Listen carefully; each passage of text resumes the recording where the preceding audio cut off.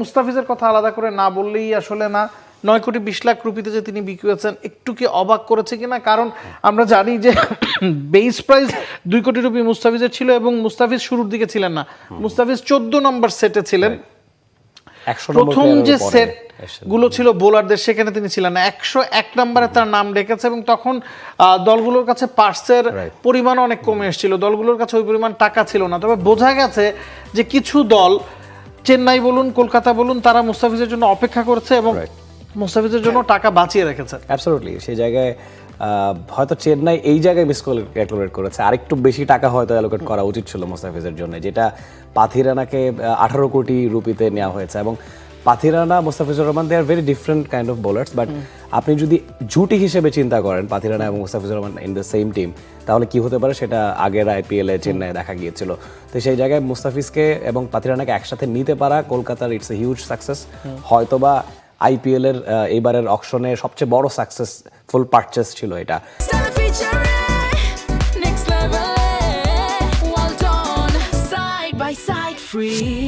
সেই জায়গায় আপনি যেটা বলছিলেন যে চেন্নাইয়ের স্ট্র্যাটেজি অনুযায়ী বা সানরাইজ হায়দ্রাবাদের স্ট্র্যাটেজি, তারা কিন্তু সেই জায়গায় মিস আউট করে গিয়েছে। মুস্তাফিজের প্রাইস অবশ্যই হি deserves much more than that. মানে এইবারের IPL-এর অকশন বিবেচনায় অন্তত পক্ষে আমি মনে করি 14-15 কোটি রুপি তার প্রাইস হতেই পারতো যদি টপ 50-তে তিনি থাকতে পারতেন। ধরুন 200 কোটি রুপি নিয়ে দলগুলো মাঠে নেমেছে, আপনি যদি স্পটলাইটের কথা চিন্তা করেন সবচেয়ে বেশি টাকায় বেকবেন এটা আমরা জানতাম ক্যামেরন গ্রিন। এরপরে কি, এরপরে আপনি যদি বিদেশি নামের কথা চিন্তা করেন পাথিরানা মুস্তাফিজ কিন্তু ছিলেন, লিয়াম লিভিংস্টোন ছিলেন, দেশিদের মধ্যে ভেঙ্কটেশ আয়ার এবং রবি বিষ্ণয়কে নিয়ে সবচেয়ে বেশি কথা হয়েছে, দুজনই 7 কোটির কাছাকাছিতে বিক্রি হয়েছেন। তো এই জায়গাতে মুস্তাফিজ যে কলকাতায় গেলেন, আপনি বলছিলেন যে জুটি বেঁধে খেলার কথা, সম্ভাবনা কতটুকু আসলো যে দুজন ফরেন বিদেশি পেসার একই সাথে কলকাতায় খেলার সম্ভাবনা দেখেন কিনা? এবং নারায়ণও এই দলটার ফেস, নারায়ণ নিশ্চিতভাবেই খেলছেন। আপনি ক্যামেরন গ্রিনকে 25 কোটি রুপিতে কিনেছেন, তাকে নিশ্চয়ই আপনি বসিয়ে রাখবেন। আমরা যদি কলকাতার পুরো স্কোয়াডটা দেখি, বিদেশি ক্রিকেটারদের দিকে যদি তাকাই, আমরা নারায়ণের কথা বলছিলাম, ক্যাম গ্রিনের কথা বলছিলাম, পাথিরানার কথা বলছি, মুস্তাফিজ, রাচিন রবীন্দ্রকে তারা নিয়েছে, রবেন পাওয়েলকে তারা নিয়েছে, ফিন অ্যালেনকে নিয়েছে এবং একই সাথে আমরা দেখেছি টিম সেইফার্টকে নিয়েছে। তো 8 জন বিদেশি থেকে তো আপনি 4 জন খেলাতে পারবেন। তাদের স্ট্রংগেস্ট পসিবল 11-এর দিকে যদি আপনি তাকান, আমরা জানি যে তাদের উইকেট কিপার ব্যাটসম্যানের একটা স্বল্পতা আছে, সেক্ষেত্রে টপ অর্ডারে ফিন অ্যালেন বা টিম সেইফার্টের একজনকে আপনাকে খেলাতেই হবে। যদি আপনি তেজস্বীকে দিয়ে উইকেট কিপিংটা না করান, সেক্ষেত্রে মোটামুটি নিশ্চিত যে ক্যামেরন গ্রিন, সুনীল নারায়ণ, পাথিরানা খেলছেন, ফিন অ্যালেন বা টিম সেফার্টের একজনকেও খেলাতে হবে। ইটস বিকজ তাদের ওরকম নাম করা দেশি উইকেট কিপার নাই। মুস্তাফিজ কি সেক্ষেত্রে বেশিরভাগ সময়টা আসলে বেঞ্চেই কাটাতে হবে? একটা মাত্র লুপ হলি আছে, যদি ফিন অ্যালেন প্রথম 3টা 4টা বা 5টা ম্যাচে ইনকনসিস্টেন্ট থাকেন, যেটা তিনি প্রায়ই থেকে থাকেন, সেক্ষেত্রে হয়তো মুস্তাফিজের দরজাটা খুলতে পারে। এছাড়া কিন্তু আসলে if we become practical, Mustafizur রহমানের শুরুর দিকে কিন্তু আসলে একাদশের সুযোগ একেবারেই নেই বললেই চলে। যদি না কলকাতা একদম আউট অফ দ্য বক্স চিন্তা করে থাকে, সেখানে আপনি সুনীল নারায়ণকে আপনি রেস্ট দেবেন, এটা মানে অকল্পনীয় ব্যাপার, আকাশ কুসুম চিন্তা। কারণ বছর পর বছর ধরে তিনি KKR-এ খেলছেন এবং ডেলিভারও করে আসছেন।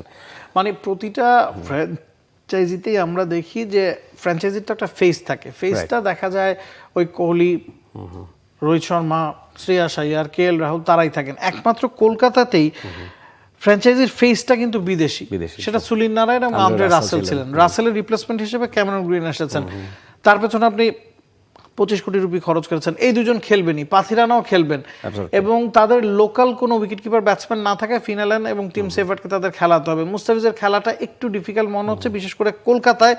এবং কলকাতার যে উইকেট, ইডেন গার্ডেন্সে হামেশা রান হয়, 200 রান সাধারণত হয়ে থাকে। সেই জায়গায় ডেথ বোলিংটা কলকাতার একটা উইক জোন, সেই জায়গায় তারা 9 কোটি 20 লাখ রুপি খরচ করে মুস্তাফিজকে নিয়েছে, বিকজ তারা হয়তো চিন্তা করেছে যে কোনোভাবে যদি এই দুজনকে একসাথে অ্যাকোমোডেট করা যায়, তাদের ডেথ বোলিংটা মোটামুটি সর্টেড।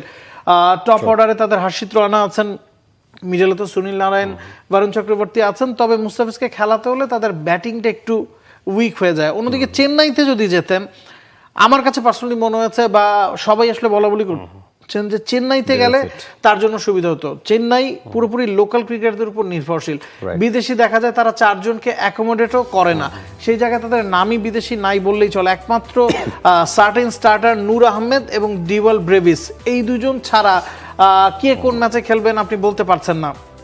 ম্যাট হেনরিকে আপনি নিয়েছেন বেস প্রাইজে 2 কোটিতে, নাথান এলিস কিংবা জেমি ওভারটন, কেউই আসলে মুস্তাফিজের চেয়ে ভালো বোলার না।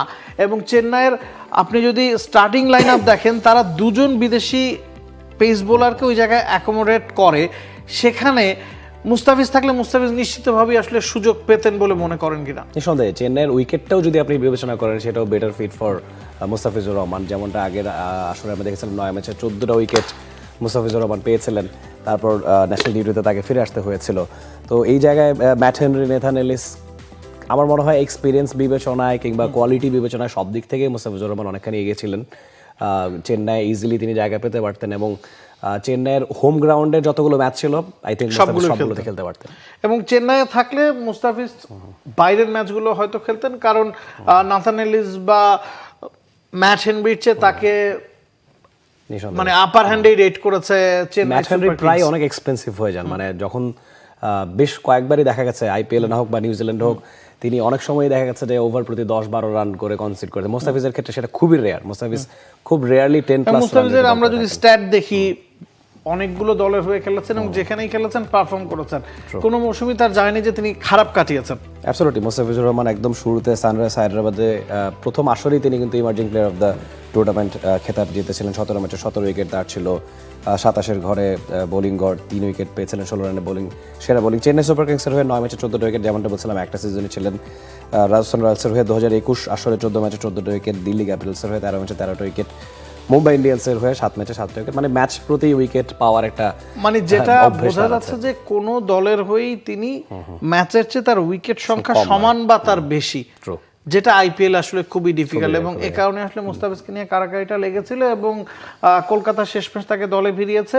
তবে আমরা আসলে পার্সোনালি বলছিলাম যে চেন্নাইতে গেলে হয়তো মুস্তাফিজের জন্য ভালো হতো, গেম টাইম বেশি পেতেন। ইটস বিকজ কলকাতা অনেকখানি বিদেশি নির্ভর দল, সেখানে 3 জন বিদেশি মোটামুটি একেবারে জাকিয়ে বসছেন এবং তারা প্রতিটা ম্যাচে একাদশে থাকবেন। অন্যদিকে চেন্নাইতে আসলে পেস বোলার 2 জন বিদেশি খেলানো হয়ে থাকে এবং সেখানে যারাই আছেন তারা আসলে মুস্তাফিজের চেয়ে নিশ্চিতভাবেই রেটিংসের দিক থেকে বা পারফরমেন্সের দিক থেকে খানিকটা পিছিয়েই থাকবেন। অ্যাবসলিউটলি, এবং আমার কাছে মনে হয় যে দলের হয়ে খেলুক না কেন, যদি পর্যাপ্ত পরিমাণে ম্যাচ পায়, বাংলাদেশের দর্শকরা আলাদা নজর মুস্তাফিজের দিকে রাখবে। এবং কেকেআর এবং 9 কোটি 20 লাখ রুপিতে কলকাতা কিন্তু 18 কোটি মানুষের সমর্থন পেয়ে গেছে। অ্যাবসলিউটলি, হ্যাঁ, সোশ্যাল মিডিয়াতে তো অলরেডি ঝড় বয়ে আছে এবং মুস্তাফিজুর রহমানকে নিয়ে পোস্টগুলোতে সবচেয়ে বেশি হিটস, শেয়ারস অ্যাজ ইউজুয়াল যেটা হয়ে থাকে। এবং আমার মনে হয় না শুধুমাত্র সোললি এই কারণেই তাকে পারচেস করছে তা নয়, কিন্তু Mustafizur Rahman might be useful, যখন সুযোগ পাবেন নিশ্চয়ই তিনি ইফেক্টিভ হবেন। For more updates, subscribe to our YouTube channel and click on the bell icon. Follow us on Facebook and Instagram. Download T-Sports app to enjoy exciting games and highlights. Visit tsports.com.